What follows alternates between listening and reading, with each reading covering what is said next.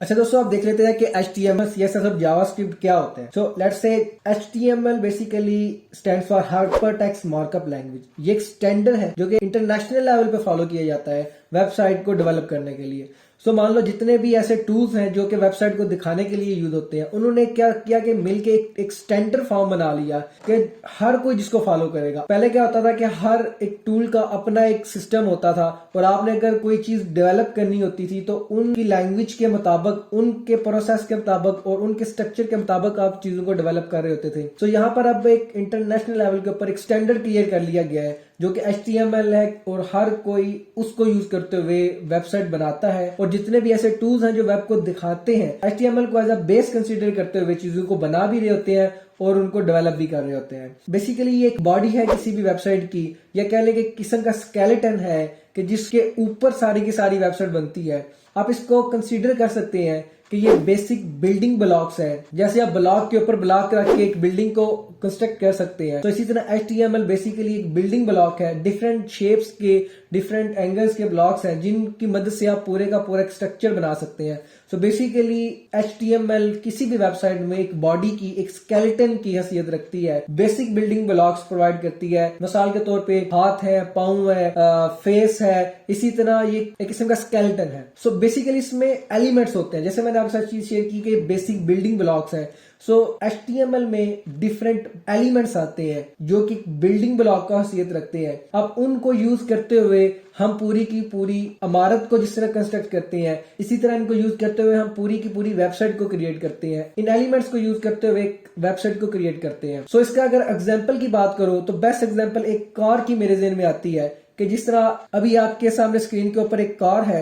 ये एक basically skeleton है। आप इसको कार नहीं कह सकते, लेकिन ये एक कार का एक स्केलेटन है, एक बॉडी है। दो व्हील्स हैं यहाँ पर जो सामने नजर आ रहे हैं, कुछ विंडो होगी, कुछ डोर होंगे और एक टॉप रूफ होगा और एक आगे इंजन के लिए कोई स्पेस होगी और बैक के ऊपर कोई चीज सामान वगैरह रखने के लिए स्पेस होगी। सो बेसिकली ये स्केलेटन कह लें कि एक बॉडी, एक आपको स्ट्रक्चर मिल जाता है। इसी तरह HTML भी एक स्ट्रक्चर है। तो अब बात कर लेते हैं CSS का क्या रोल है। CSS वेबसाइट के अंदर किस किस जगह के ऊपर काम आएगी या किस तरह काम आएगी। तो उसके लिए अगर मैं आपके साथ शेयर करूं, CSS basically cascading style sheet है HTML को स्टाइल देने के लिए।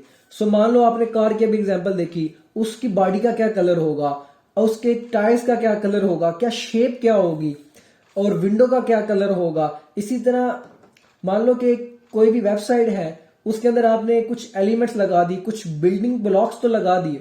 अब उन ब्लॉक का कलर क्या होगा। मान लो कि आपने एक टेक्स्ट लिखा, उस टेक्स्ट का कलर क्या होगा, उसका फॉन्ट क्या होगा या उसका स्टाइल क्या होगा। इसके साथ साथ अगर आपने कोई मान लो बटन लगाया है, बटन का कलर क्या होगा, उसका बैकग्राउंड कलर क्या होगा, उसका बॉर्डर होगा कि नहीं होगा, उसका अगर बॉर्डर होगा तो गोल होगा या स्क्वायर में होगा या राउंडेड होगा। और इसके साथ साथ कोई पोजीशन है, उसकी दाएं तरफ होगा, बाएं तरफ होगा, टॉप पे ऊपर होगा या बॉटम में होगा। सो बेसिकली हम उसकी स्टाइलिंग, कि उसको स्टाइल कैसे करना है, तो आप कह सकते हैं कि ये एलिमेंट को ब्यूटीफाई करने के लिए CSS इस्तेमाल होती है कि जितने भी हमारे एलिमेंट्स हैं उनका कलर, उनका फॉन्ट, शेप देने के लिए, उनको खूबसूरत करने के लिए। सो मान लो ये ऐसी है जैसे मेकअप की, कॉस्मेटिक्स की चीजें हैं जो कि ब्यूटी के लिए इस्तेमाल की जाती हैं। इसी तरह CSS भी ब्यूटी के लिए इस्तेमाल होता है। ये बेसिकली वेबसाइट के अंदर विजुअल एस्पेक्ट्स को ऐड कर रहा होता है कि आपको कोई जो चीज नजर आ रही होगी, उसका फॉन्ट, कलर, उसका स्टाइल, उसकी पोजीशन, दाएं तरफ, बाएं तरफ, उसकी स्पेस कितनी होगी, अगर दो बटन है, दो बटन के दरमियान कितनी स्पेस होगी, और सो एंड सो ऑन। अगर मैं बात करूं कार की,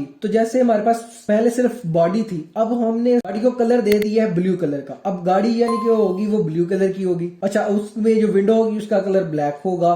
ठीक हो गया। अब नीचे जो व्हील्स है उनकी ये शेप होगी और ब्लैक और ग्रे का उनका कोई कॉम्बिनेशन होगा, और जो हेडलाइट होगी उसका कलर येलो होगा। इसी तरह डिफरेंट एलिमेंट्स को खूबसूरत बनाने के लिए, उनमें एक विजुअल एस्पेक्ट डालने के लिए हम CSS को इस्तेमाल करते हैं। बॉडी भी होगी, उसका कलर भी हो गया। अब गाड़ी को चलाना भी तो है, तो चला कैसे सकते हैं, चलाएंगे कैसे, उसके लिए जी हाँ बिल्कुल सही समझे, जावास्क्रिप्ट को हम लेकर आएंगे। अब जावास्क्रिप्ट के थ्रू हम वेबसाइट की फंक्शनल पॉइंट को हैंडल कर रहे होते हैं कि जो चीज परफॉर्म करनी है उसने, जो फंक्शनल एक्सपेक्ट्स हैं। मान लो कि एक आपका एक फॉर्म है, उसको सबमिट करना है, या मिसाल के तौर पे आपने एक बटन लगाया, उसके ऊपर जब कोई यूजर क्लिक करे तो कोई टेक्स्ट का कलर चेंज हो जाए।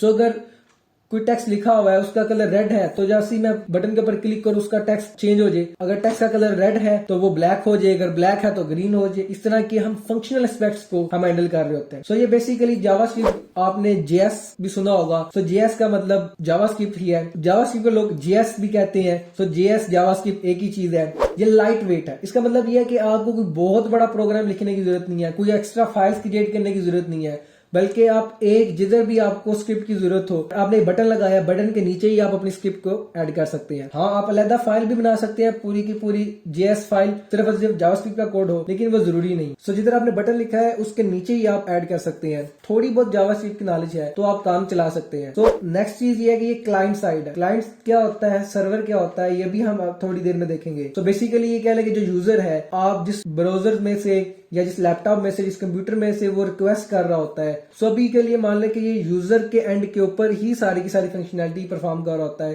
اس کو ہم سرور سائڈ بھی یوز کر سکتے ہیں, لیکن ہم یوزلی اس کو کلائنٹ سائڈ کے اوپر ہی یوز کر رہے ہوتے ہیں. مان لیں کہ ایک فارم ہے, اب یوزر سے اس کا نیم لے رہے ہیں, ای میل لے رہے ہیں اور کچھ ٹیکسٹ لے رہے ہیں. اس کے بعد ایک نیچے بٹن لگا ہوا ہے سبمٹ کا. سو سبمٹ کرنے سے پہلے آپ چاہتے ہیں کہ آپ دیکھ لیں کہ یار کیا ای میل جو ہے وہ اس یوزر نے صحیح انٹر کیا یا نہیں انٹر کی. ایک تو یہ ہے کہ جیسے ہی وہ سبمٹ کے بٹن کے اوپر کلک کرے, سارے کا سارا فارم جو ہے وہ سبمٹ ہو جائے, اور ویلیڈیٹ ہونے کے بعد پتا چلے کہ یار یہ تو جو ای میل یوزر نے لکھی ہے وہ تو ٹھیک نہیں لکھی. اس کا دوسرا ایک طریقہ کار یہ ہے, جاوا اسکرپٹ کو یوز کرتے ہوئے ہم فارم سبمٹ کرنے سے پہلے یہ دیکھ لیتے ہیں کیا ای میل یہ ٹھیک ہے, ویلڈ ہے یا نہیں ہے. سو مان لیں اس نے ای میل کو لکھا ہی نہیں ہے, کچھ فیلڈ ایسی ہیں جو مینڈیٹری ہیں, جو مسٹ ہے, آپ نے ضرور لکھنی ہے.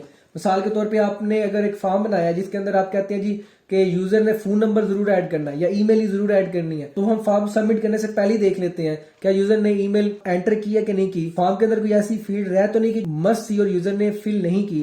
سو یہ کہہ لیں کہ کلائنٹ سائڈ ہے, یہ کلائنٹ سائڈ کے اوپر ہی ہم ساری کی ساری فنکشنالٹی کر رہے ہوتے ہیں. ایک اور اس کی اگر ایگزامپل لوں تو مان لو کہ اگر یوزر نے اپنی ایز اے کنٹری جو ایز اے پاکستان کو سلیکٹ کیا ہے, سو پاکستان کی جتنی سٹیز ہیں یوزر کو وہ شو ہو جائے. اگر وہ انڈیا کو سلیکٹ کرتا ہے تو انڈیا کی جتنی بھی سٹیز ہیں یوزر کو وہ شو ہو جائے. تو یہ بھی ایک کہہ لیں کہ آپ کلائنٹ سائڈ ہے تو آپ جاوا اسکرپٹ کے تھرو کر سکتے ہیں. تو بیسیکلی اگر کوئی فنکشنل پوائنٹ ایڈ کرنا چاہتے ہیں آپ اپنی ویب سائٹ کے اندر تو آپ جاوا اسکرپٹ کے تھرو کر سکتے ہیں. کار کی ایگزامپل جو ہم پہلے ڈسکس کر رہے تھے, ہمارے پاس HTML تھا, باڈی آ گئی تھی, CSS کے تھرو ہم نے اس کے اندر سٹائل ایڈ کر دیا, اسے بیوٹیفائی کر دیا, کلر دے دیا, شیپ دے دیا. سو جاوا اسکرپٹ کے تھرو کیا ہوگا, جاوا اسکرپٹ کے تھرو ہم گاڑی کو چلانا شروع کر دیں گے. سو لیٹس سے اگر آپ کہتے ہیں اگر ریس کے اوپر پریس کریں تو گاڑی چلنا شروع ہو جائے, اور اگر بریک کے اوپر پریس کریں تو گاڑی رک جائے, تو وہ ہم جاوا اسکرپٹ کے تھرو کر سکتے ہیں.